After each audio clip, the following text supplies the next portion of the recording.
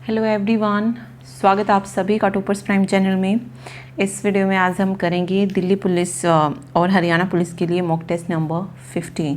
ठीक है, अगर आप कंप्लीट मॉक टेस्ट खरीदना चाहते हैं दिल्ली पुलिस कांस्टेबल मिनिस्ट्रियल के लिए, दिल्ली पुलिस कांस्टेबल या Delhi police head constable AW और PT TPO का जो एग्ज़ाम होगा, अगर उसके आप कंप्लीट मॉक टेस्ट खरीदना चाहते हैं तो आप जो है परीक्षा ऐप से खरीद सकते हैं। ठीक है, इन सभी वैकेंसी के लिए जो मॉक टेस्ट है वो वहाँ पर अवेलेबल है, उसी पैटर्न पर जिस पर जो है आपका एग्ज़ाम होने वाला है। साथ साथ जो है आप हरियाणा पुलिस कांस्टेबल के लिए भी जो है मॉक टेस्ट खरीद सकते हैं। इन मॉक टेस्ट को खरीदने के लिए आप हमारा टॉपर्स 40 कोड यूज़ कर सकते हैं, जिस पे आपको जो है 40% का ऑफ मिलेगा। ठीक है, तो चलिए शुरू करते हैं क्वेश्चंस। देखिए, फर्स्ट क्वेश्चन है, ईसाई धर्म में सबसे प्रसिद्ध चर्चों में से एक सेंट पीटर्स बेसिलिका किस शहर में स्थित है? In which city is Saint Peter Basilica one of the most famous church in Christianity located? तो बताना है कहाँ पर है ये चर्च है Saint Peter Basilica. Madrid, Lisbon, Pisa या फिर वेटिकन? तो कहाँ पर जो है ये मोस्ट फेमस चर्च है? तो कहाँ पर है? ये है मैड्रिड में। तो राइट आंसर हो जाएगा यहाँ पे मैड्रिड।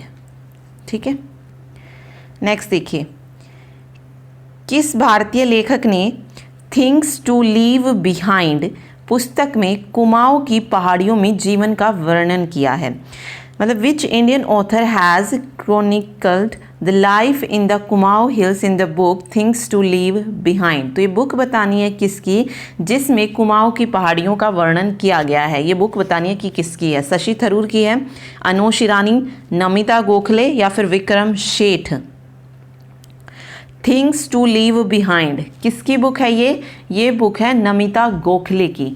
ठीक है, जिसमें उसने कुमाऊं की पहाड़ियों का जो है वर्णन किया है। ठीक है, तो राइट आंसर हो जाएगा नमिता गोखले। ठीक, चलिए नेक्स्ट देखिए, एक प्रकार के अलैंगिक प्रजनन को पहचाने जिसमें जड़, तने और पत्तियों जैसे पौधे के कुछ हिस्सों के माध्यम से प्रजनन शामिल है। Identify A type of asexual reproduction which involve reproduction through parts of plants. मतलब रिप्रोडक्शन किससे हो रहा है? पार्ट्स ऑफ प्लांट्स से, जैसे कि रूट, स्टेम एंड लीव्स। क्या कहेंगे उसे?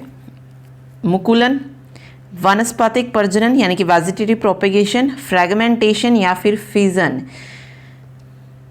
तो टाइप ऑफ एसेक्सुअल रिप्रोडक्शन बताना है। तो राइट आंसर क्या हो जाएगा यहाँ पे? Vegetative production. ठीक है, vegetative propagation, sorry, vegetative propagation जो है सही होगा, वानस्पतिक प्रजनन। ओके, नेक्स्ट है, उत्तक क्या होता है? What is a tissue? Tissue के बारे में बताना है कि टिश्यू क्या होता है। वे कोशिकाएं जो मूल रूप से समान होती है परंतु दिखने और कार्य करने में भिन्न होती है, यानी कि cells which are similar in origin but dissimilar in form and function. Cells which are dissimilar in origin but are similar in form and function, या cells which are dissimilar in origin, form and function, या फिर last है cells which are similar in origin, form and function. तो हमें बतानी है कि यहाँ से टिश्यू की डेफिनेशन कौन सी है। उत्तक क्या होती हैं? उत्तक वो कोशिकाएं होती हैं जो दिखने में और कार्य करने में क्या होती हैं? भिन्न होती हैं, अलग होती हैं। तो cells which are dissimilar in origin, form and function are called tissue. ठीक है, तो इसको क्या कहा जाता है? टिश्यू कहा जाता है। चलिए नेक्स्ट देखिए, प्रारंभिक भारतीय दार्शनिक के अनुसार प्रत्येक वस्तु कितने मूल तत्वों से बनी है? According to an early Indian philosopher everything is made up of dash basic element. तो कितने एलिमेंट से बना है, कितने तत्वों से बना है? 5 तत्वों से बना है, जिसे पंच तत्व बोलते हैं। ठीक है, कौन कौन से हैं वो पंच तत्व? एयर है, अर्थ, फायर, स्काई एंड वाटर। इन 5 तत्वों से मिलकर बना है। ठीक है, प्रत्येक वस्तु। तो राइट आंसर हो जाएगी 5।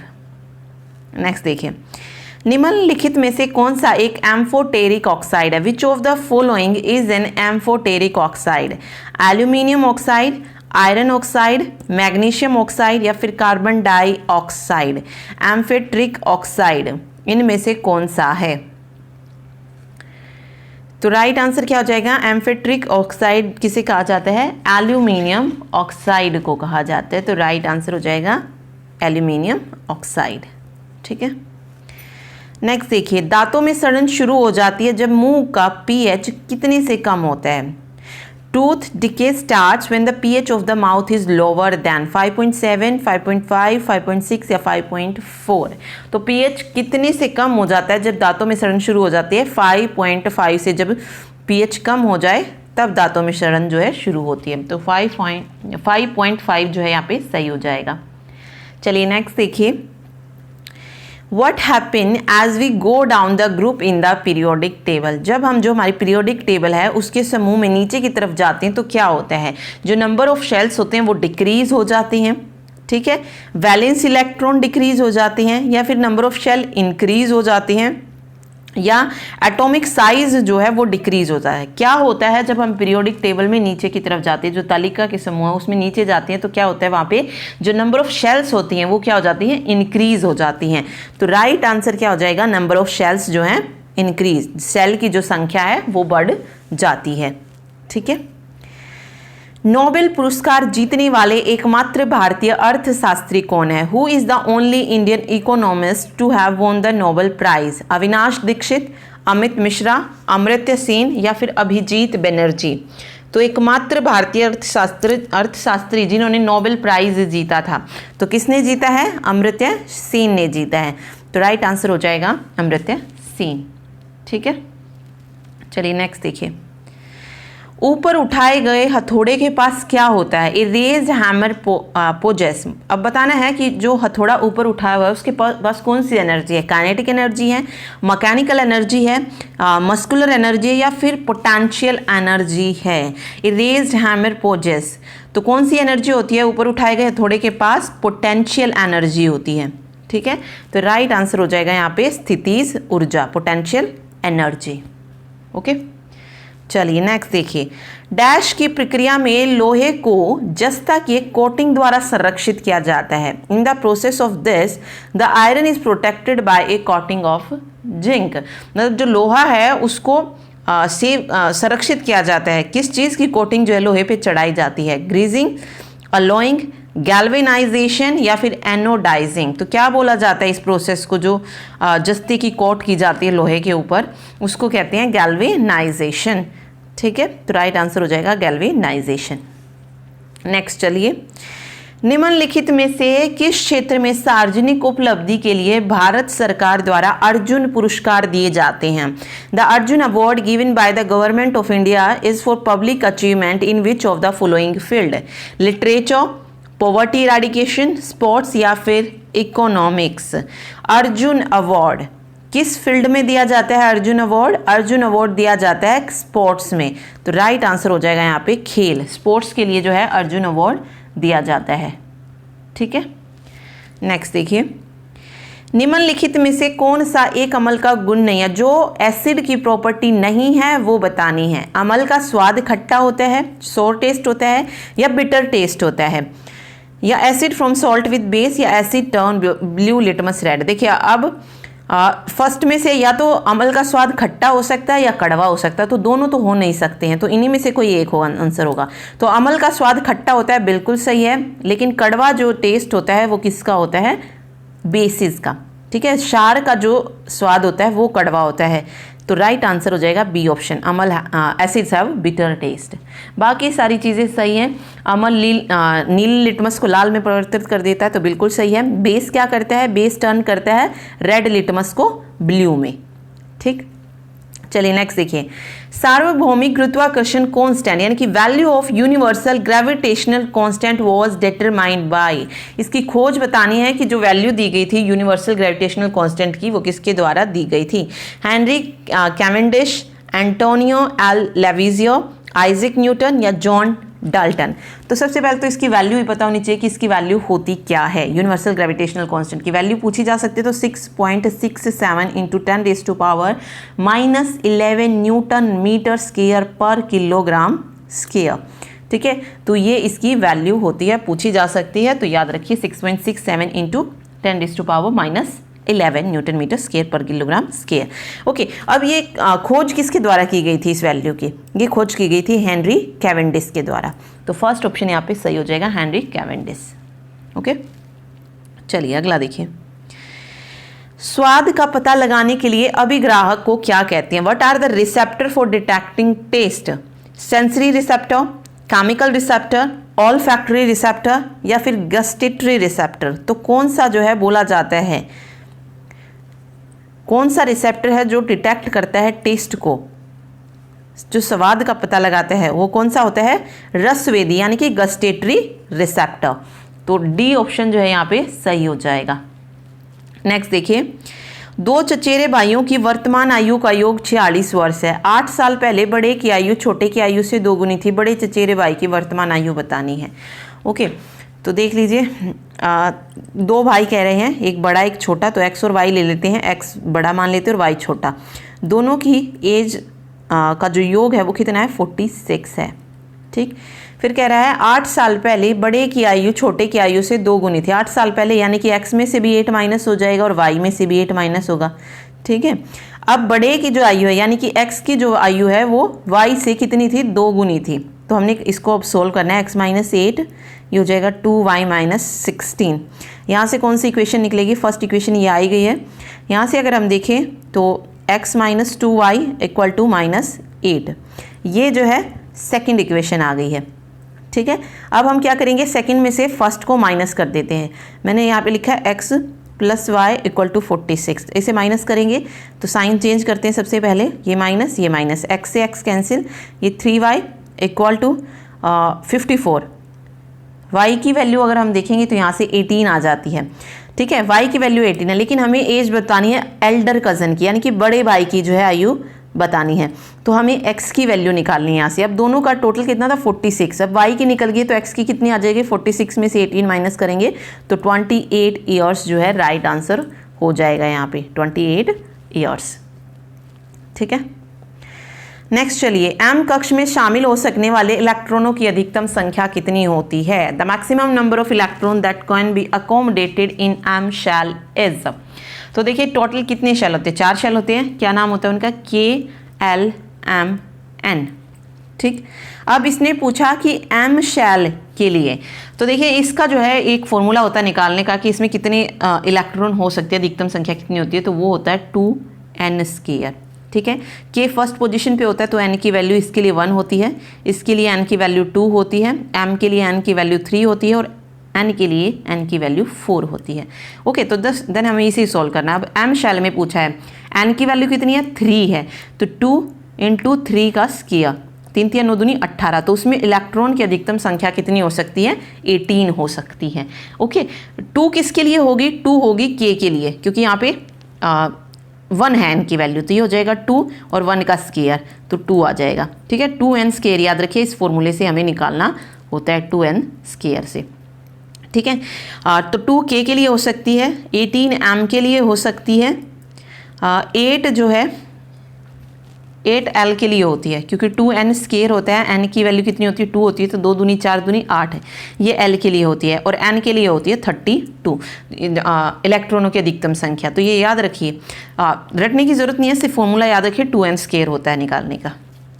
ठीक है, चलिए अगला देखिए, पानी को ब्लीचिंग पाउडर में मिलाने पर कौन सी गैस निकलती है? Which gas is release when water is added to bleaching powder. जब हम ब्लीचिंग पाउडर में वाटर को ऐड करते हैं तो कौन सी गैस जो है वहां से रिलीज होती है? Oxygen gas, hydrogen gas, carbon dioxide gas या फिर क्लोरीन गैस? तो ये बताना है अभी। तो देखिए, जब भी वाटर को ऐड किया जाता है ब्लीचिंग पाउडर में तो कौन सी गैस रिलीज होती है? क्लोरीन गैस जो है रिलीज होती है, तो राइट आंसर हो जाएगा क्लोरीन।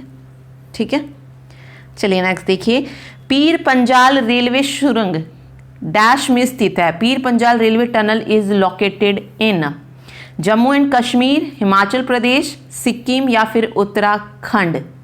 कहाँ पर है पीर पंजाल रेलवे सुरंग? ये है जम्मू एंड कश्मीर में, तो फर्स्ट ऑप्शन सही हो जाएगा यहाँ पे, जम्मू और कश्मीर। ठीक है, नेक्स्ट देखिए, नकारात्मक त्वरण निम्न में से किसकी दिशा के विपरीत होता है? यानी कि पूछा है जो नेगेटिव एक्सेलरेशन होता है is in the opposite direction of force, distance, velocity या फिर मोमेंटम। तो नकारात्मक त्वरण किसकी दिशा के विपरीत होता है? वेलोसिटी, जो वेग होता है उसके विपरीत होता है। तो राइट आंसर हो जाएगा वेलोसिटी। ठीक है, अगला देखिए, चिंतावान उपन्यास हाफ ऑफ व्हाट आई से के लेखक कौन है? Who is the author of speculative fiction book half of what I से? KR मीरा, अनिल मेनन, शशि थरूर या फिर Namita Gokhale? Half of what I से कौन है इसके लेखक? अनिल मेनन है। तो राइट आंसर हो जाएगा बी, अनिल मेनन। ठीक है, नेक्स्ट देखिए, बहुत इंपॉर्टेंट क्वेश्चन है, ये पूछा जाता है, निम्नलिखित में से कौन सा अम्ल लाल चींटियों में उपस्थित होता है? Which of the following acid is present in red ants? Malic acid, formic acid, tannic acid या फिर ऑक्जेलिक एसिड? तो रेड एंट में कौन सा अम्ल होता है ये बताना है। लाल जो चींटियां होती हैं उसमें कौन सा अम्ल होता है? उसमें अम्ल होता है फॉर्मिक एसिड, फॉर्मिक अम्ल। ठीक है, नेक्स्ट है 1 kilowatt hour equal to, 1 kilowatt hour की वैल्यू बतानी है हमें। 3.6 into 10⁵ joule, 3.6 into 10⁻6 joule, 3.6 into 10⁻⁻5 joule या फिर 3.6 इंटू 10⁻⁻6 जूल। 1 किलोवाट आवर इसकी जो वैल्यू होती है वो कितनी होती है? तो राइट आंसर जो हो जाएगा वो क्या कितनी होती है? 3.6 इंटू 10⁻6 जूल होती है। तो बी ऑप्शन यहाँ पे करेक्ट होगा। चलिए नेक्स्ट देखते हैं, किस संवैधानिक कानून के माध्यम से भारत और पाकिस्तान दो स्वतंत्र राष्ट्रों में विभाजित किए गए थे? By which legislation were India and Pakistan divided into two independent nation? Pakistan partition act 1947, Indian independence act 1947, Pakistan independence act 1947 या फिर इंडियन पार्टीशन एक्ट 1947। तो दो इंडिपेंडेंट नेशन इंडिया और पाकिस्तान जो थे वो किस उसके तहत हुए थे? संवैधानिक कानून के माध्यम से।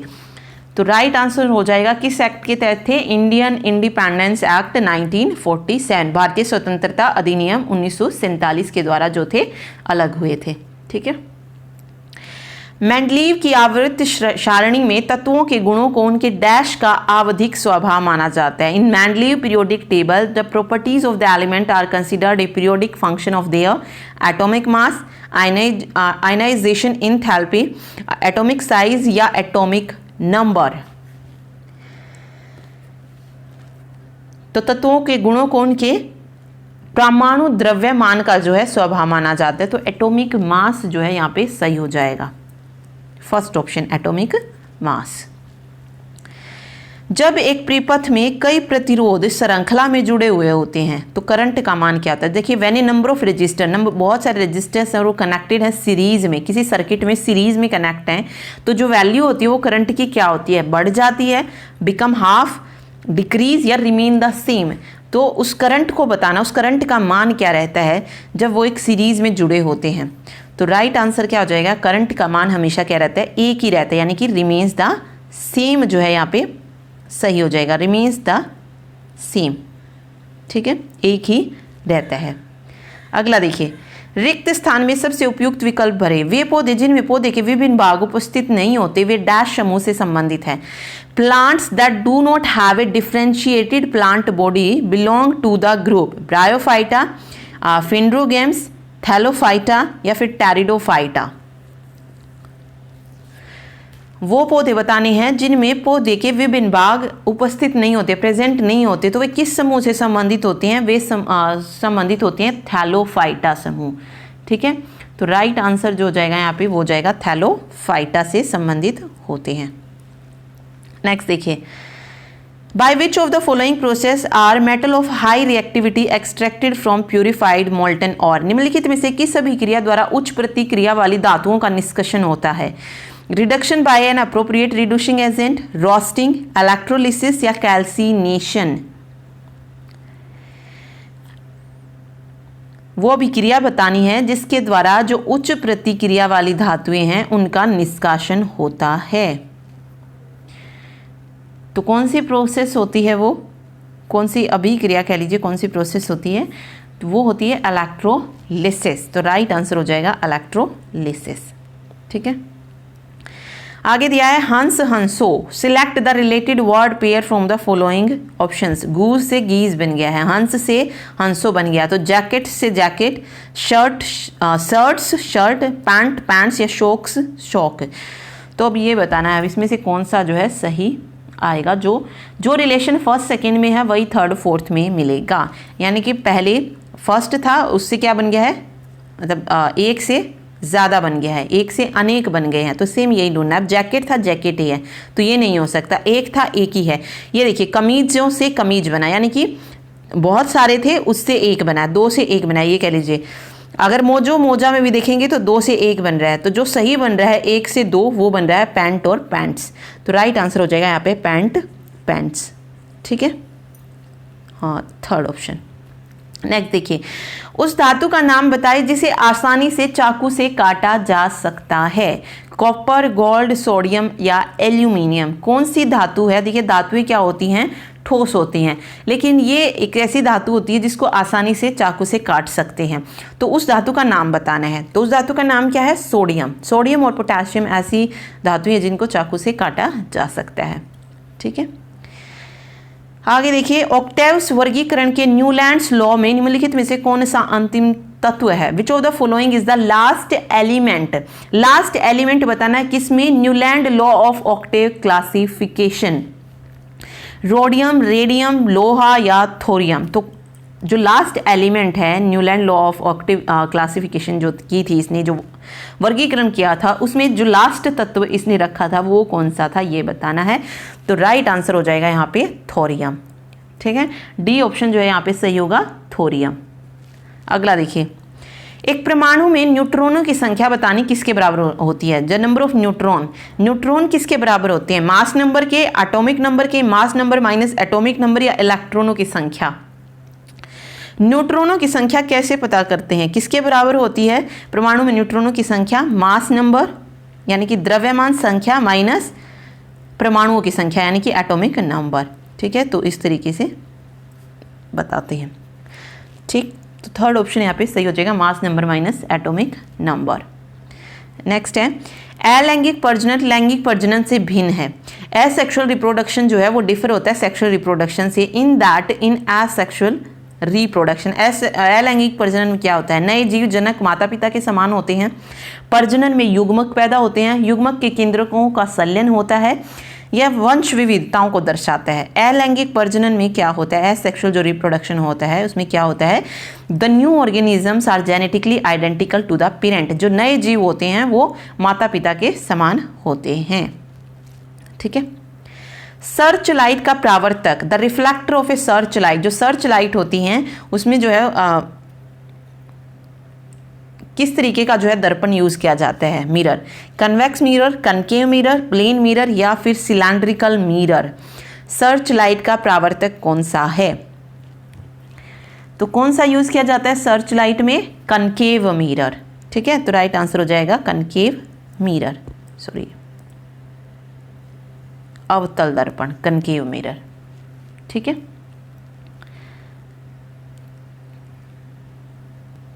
नेक्स्ट देखिए, momentum is measured as the product of. संवेग को किसके गुणनफल के रूप में व्यक्त किया जाता है? Mass and inertia, mass and force, mass and velocity या मास एंड एक्सेलरेशन। मोमेंटम को किस तरीके से मेजर करती हैं? तो देखिए ये सारी चीज़ें हमने 9th 10th की जो साइंस पढ़ी थी उसमें की हुई हैं। ओके, तो जिसने नहीं देखी एनसीईआरटी की साइंस की वीडियोस तो वो जाके देख सकता है। ये सारी चीज़ें हमने कवर की हुई हैं थ्योरी वाइज कि मोमेंटम क्या होता है, किस तरीके से जो है इसको निकाला जाता है, डेफिनेशन क्या होती है, सब कुछ जो है बहुत अच्छे से कवर किया है। ओके, तो momentum is measure as the product of mass and velocity. Mass and velocity होता है, तो राइट आंसर हो जाएगा यहाँ पे मास एंड वेलोसिटी यानी कि द्रव्यमान और वेग। ठीक है, नेक्स्ट देखिए, निम्नलिखित में से किस उत्पाद के मूल्य में वृद्धि होने के परिणाम स्वरूप कई उत्पादों के मूल्य में वृद्धि होगी, जिसका परिणाम क्या होगा? मुद्रास्फीति होगा। मतलब किसी एक का अगर इंक्रीज हो रहा है रेट तो उससे जो है कई उत्पादों के मूल्य में जो है उसके साथ साथ वृद्धि होगी। ओके, और जिसका परिणाम क्या होगा, इन्फ्लेशन होगा। तो an increase in price of which of these product will have a ripple effect in increasing the prices of many products thereby resulting in inflation. Petroleum, medicines, smartphones या automobiles. तो right answer क्या हो जाएगा, किसके मूल्य में वृद्धि होने के कारण जो है और वस्तुओं के मूल्य में वृद्धि होगी, पेट्रोलियम के। ठीक है, तो राइट आंसर यहाँ पे पेट्रोलियम जो है सही हो जाएगा। चलिए अगला देखते हैं, इनमें से कौन सा एक सेप्रोट्रॉफ है, which of the following is a saprotroph, mushroom, man, pigeon या algae. Which of the following is a saprotroph, कौन सा है, कुकुरमुता, मशरूम। ठीक है, मशरूम इज ए सेप्रोट्रॉफ। ठीक, चलिए नेक्स्ट देखते हैं, रैनवियर के नोट्स सूक्ष्म रिक्त स्थान होते हैं जो डैश में पाए जाते हैं। Nodes of Ranvier are microscopic gap found within osteoblast, gland cells, chondroblast या मिलिनेटेड एक्सेंस। कहाँ पर पाए जाते हैं ये नोट्स ऑफ रैनवियर, जो भी गैप होता है वो कहाँ पर पाया जाता है, माइलिनीकृत एक्शन यानी कि माइलिनेटेड एक्शंस। ठीक है, तो डी ऑप्शन यहाँ पे सही हो जाएगा। The SI unit of resistance is, प्रतिरोध का एसआई मात्रक बताना है, क्या है, न्यूटन है, कुलाम्ब है, ओम है या जूल है। प्रतिरोध की एसआई इकाई, एसआई यूनिट जो होती है रेजिस्टेंस की, वो क्या होती है, ओम होती है। ठीक है, इसको कुछ इस तरीके से डिनोट किया जाता है ओम को। चलिए अगला देखिए, थायरोक्सिन के संश्लेषण के लिए निम्नलिखित में से क्या आवश्यक है, पोटेशियम, कैल्शियम या फिर आयोडीन। थायरोक्सिन के संश्लेषण के लिए विच of the following is essential for the synthesis of thyroxine, तो कौन सा जरूरी है, आयोडीन। ठीक, थर्ड ऑप्शन। अगला चलिए, एक पौधे के तने या जड़ का घेरा किस कारण बढ़ता है, जब the girth of the stem or root in plants increase due to apical meristem, lateral meristem, intercalary meristem या एक्स्ट्रा मेरिस्टेम। एक पौधे का जो तना है या जो जड़ है वो किस कारण से बढ़ता है, उसका रीजन बताना है। तो उसका रीजन क्या है, लेटरल मेरिस्टेम। ठीक है, राइट आंसर हो जाएगा लेटरल मेरिस्टेम।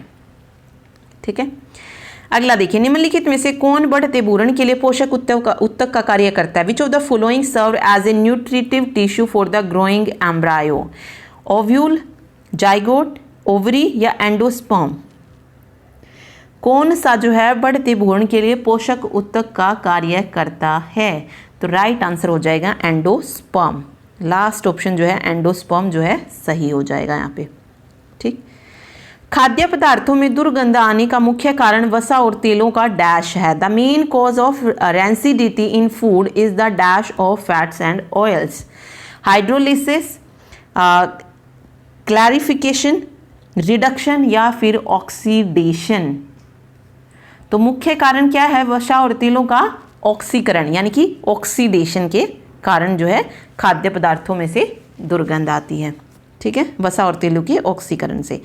जीएसटी लागू करने वाला पहला देश कौन सा था, which was the first country to introduce GST, goods and service tax, in its system. तो कौन से देश ने पहली बार जीएसटी लागू की थी, फ्रांस, जर्मनी, ऑस्ट्रेलिया या कनाडा। तो राइट आंसर क्या हो जाएगा, जीएसटी लागू करने वाला पहला देश कौन सा था, फ्रांस था। तो राइट आंसर फ्रांस हो जाएगा। ओके, चलिए नेक्स्ट देखिए, सेल्सियस से केल्विन में पैमाने पर तापमान को बदलने के लिए, देखिए डिग्री सेल्सियस से हमें क्या किस में बदलना है, केल्विन में बदलना है। तो हम क्या करेंगे, to convert temperature from Celsius to Kelvin scale you must subtract 273 from the given temperature, multiply the given temperature by 273, add 273 to the given temperature या divide the given temperature by 273। Okay, तो देखिए ये जो question है ये हमने किए हैं बिल्कुल। अगर आप 9th 10th की चैप्टर की एक्सरसाइज भी देखेंगे तो उसमें भी ये क्वेश्चंस जो है गिवन है। ऐसे के ऐसे क्वेश्चन जो हैं ऑनलाइन पेपर्स में दिए गए हैं। तो एक बार जो है एनसीईआरटी साइंस जरूर पढ़े, 6 to 8 नहीं पढ़नी है मत पढ़िए, लेकिन 9th 10th जरूर कवर कीजिए। 9th 10th में से बहुत सारा जो है सिलेबस पूछा जाता है। तो 9th-10th की साइंस जो है ज़रूर कीजिए। तो ये भी मैंने करवाया हुआ है। जब कन्वर्ट करते हैं टेम्परेचर को सेल्सियस में तो क्या किया जाता है, दिए गए तापमान में हम क्या जोड़ देते हैं, 273 को ऐड कर देते हैं। तो add 273 to the given temperature. ठीक है, तो ये याद रखिए। अगला देखिए, कौन से भारतीय मुख्यमंत्री के पिता महाराजा थे? Which Indian chief minister father was a maharaja? Devendra Fadnavis, Amarinder Singh या के चंद्रशेखर राव? तो वो भारतीय मुख्यमंत्री बतानी है जिनके पिता महाराजा थे। तो किन के पिता थे महाराजा? अमरिंदर सिंह के। ठीक है। How many triangles are present in the following figure? 12, 13, 14, 15। तो हमें बतानी है कि कितनी ट्राइंगल इसमें प्रेजेंट है। एक क्वेश्चन ट्राइंगल से रिलेटेड ज़रूर देखने को मिलता है। ठीक है, ये काउंटिंग वाला है। ट्राइंगल पूछेंगे, रेक्टेंगल, सर्कल, कुछ भी पूछ सकते हैं। तो काउंट करते हैं, देखिए। तो देखिए, सबसे पहले स्मॉल वाली लेते हैं, फर्स्ट, सेकेंड, थर्ड, फोर्थ। इसी से एक पूरी बन रही है, ये 5 हो गई। और यहाँ से भी एक कंप्लीट ट्रायंगल बन रही है, तो 6 हो जाएगा यहाँ पे। ओके, नेक्स्ट यहाँ पे आप अगर देखेंगे 7, ये वाली 7, ये वाली 8, सेम इसमें 9, और यहाँ से ये 10। ठीक, 10 बनने के बाद एक ये कंप्लीट यहाँ पे बन रही है, ये वाली, तो ये हो जाएगी 11। देन ये 12, यहाँ पे 13, और एक ये पूरी कंप्लीट, तो ये हो जाएगी 14। तो कितनी ट्रायंगल्स इसमें प्रेजेंट है? 14 ट्रायंगल्स जो है इसमें बन रही है। तो राइट आंसर हो जाएगा 14। ठीक है, नेक्स्ट देखिए, धातुएं अम्लों के साथ अभिक्रिया द्वारा उत्पन्न होती हैं। Metals react with acid to give. जब मेटल्स जो होती हैं वो रिएक्ट करती हैं एसिड के साथ, तो हमें क्या मिलता है, मतलब उस दौरान क्या क्या उत्पन्न होता है? सॉल्ट और क्लोरीन उत्पन्न होता है, सॉल्ट और हाइड्रोजन, सॉल्ट और वाटर, या फिर सॉल्ट और बेस। तो जब भी धातुएं, मेटल्स जो हैं वो एसिड के साथ रिएक्ट करेंगी तो हमें क्या मिलेगा? सॉल्ट यानी कि लवण एंड हाइड्रोजन। ठीक है, साल्ट प्लस हाइड्रोजन। अगर एक एग्जांपल हम इसका लेके देखें, देखिए एग्जांपल देखते हैं। सबसे पहले हम एक एग्जांपल देखिए, नाइट्रिक एसिड लिया, नाइट्रिक एसिड प्लस कैल्शियम। जब हम इन दोनों की अभिक्रिया कराएंगे, धातु को अम्ल के साथ अभिक्रिया कराएंगे, रिएक्शन कराएंगे, तो क्या आएगा? देखिए, नाइट्रिक एसिड और कैल्शियम लिया है, तो हमें इससे क्या मिलेगा? कैल्शियम नाइट्रेट मिलेगा। क्या मिलेगा? Calcium nitrate. और प्लस में क्या मिलेगा? हाइड्रोजन मिलेगा। तो सॉल्ट और हाइड्रोजन दोनों जो है हमें इससे मिलेंगे, तो ये सॉल्ट एंड हाइड्रोजन। ठीक है, निम्नलिखित में से कौन सी धातु केरोसिन तेल में संग्रहित होती है? Which of the following metal is stored in kerosene oil? मतलब उस धातु को हमें केरोसिन ऑयल में रखना होता है, उसको ऐसे हवा में नहीं छोड़ सकते हैं। कॉपर, सोडियम, प्लाटिनम या सोना? तो देखिए, कौन सी धातु जिसे केरोसिन तेल में रखना पड़ता है? वो है सोडियम। खुले में नहीं रख सकते हैं क्योंकि ये क्या करेगी? आग पकड़ लेगी अगर इसे हवा में रखेंगे तो। ठीक है, चलिए अगला देखिए, निम्नलिखित गैसों में से कौन सी गैस बायोगैस संयंत्र में उत्पन्न नहीं होती है? जो बायोगैस संयंत्र में उत्पन्न नहीं होती है वो बतानी है। H2S, CO2, CH4 या CO? इनमें से कौन सी गैस है जो बायोगैस संयंत्र में उत्पन्न नहीं होती? तो देखिए, ऑप्शंस दिए गए हैं, इनमें से बताना है कौन सी गैस बायोगैस संयंत्र में उत्पन्न नहीं होती है। H2S यानी कि हाइड्रोजन सल्फाइड, ठीक है, CO2 carbon dioxide, CH4 methane, और CO है कार्बन मोनोऑक्साइड। ठीक, तो इनमें से कौन सी गैस जो बायोगैस संयंत्र में उत्पन्न नहीं होती है? वो होती है कार्बन मोनोऑक्साइड यानी कि CO। ठीक है, चलिए नेक्स्ट देखिए, यदि आप एक दर्पण में देखते हैं और पाते हैं कि छवि आपसे छोटी है, तो दर्पण का प्रकार का क्या है? If you look into a mirror and find that, जो इमेज है या रिफ्लेक्शन है वो क्या है? आपसे छोटी है। Then the type of the mirror, तो उस मिरर का टाइप क्या है? Concave mirror, convex mirror, plano concave mirror या फिर प्लेन मिरर? तो किस में जो है इमेज छोटी दिखाई देती है? कन्वेक्स मिरर में। ठीक है, उत्तल दर्पण, तो उत्तल दर्पण यहाँ पे सही हो जाएगा, कन्वेक्स मिरर। नेक्स्ट देखिए, निम्नलिखित में से किसने रासायनिक संयोजन के दो महत्वपूर्ण नियमों की स्थापना करके रासायनिक विज्ञान की नींव रखी थी? Who among the following laid the foundation of chemical science by establishing two important law of chemical combination? तो ये भी 9th-10th में फर्स्ट या सेकंड चैप्टर है, उसमें है law of chemical combination. 2 law दिए थे। किसने दिए थे लॉ? Antonio L लेविजियर। ठीक है, लॉ ऑफ केमिकल कॉम्बिनेशन के जो लॉ थे वो किसने दिए थे? एंटोनियो एल लेविजियर ने। ठीक है, तो राइट आंसर ये हो जाएगा। नेक्स्ट है क्लोरीन गैस का उपयोग निम्न में से किसके निर्माण में किया जाता है? Chlorine gas is used in the manufacture of baking powder, baking soda, washing soda या ब्लीचिंग पाउडर। सेम क्वेश्चन हमने पहले भी किया था, जब कि हम उसमें जब वाटर को ऐड करते हैं तो कौन सी गैस होती है? तो राइट आंसर क्या हो जाएगा? Bleaching powder. ठीक है, तो क्लोरीन गैस का उपयोग किसके निर्माण में किया जाता है? ब्लीचिंग पाउडर के। चलिए अगला देखते हैं। The Kathopanishad captures the conversation between a young boy named Nachiketas and a god. Which of the following god is talking to Nachiketa?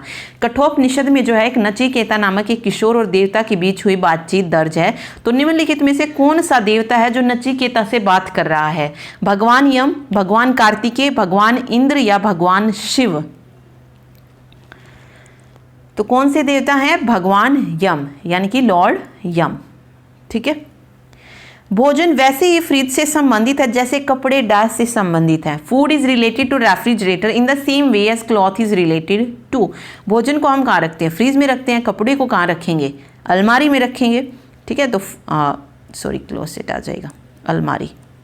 ठीक है, निम्नलिखित में से कौन सा प्रकृति में कभी अकेले नहीं होता है?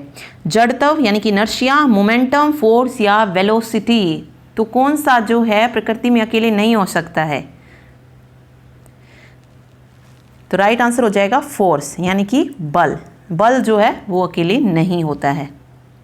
ठीक है, अगला देखिए। एक कंडक्टर का प्रतिरोध किसके व्युत कर्मानुपाती होता है? जो रेजिस्टेंस होता है कंडक्टर का वो किसके इनवर्सली प्रोपोर्शनल होता है? लेंथ के, रेजिस्टिविटी, टेम्परेचर या एरिया ऑफ क्रॉस सेक्शन?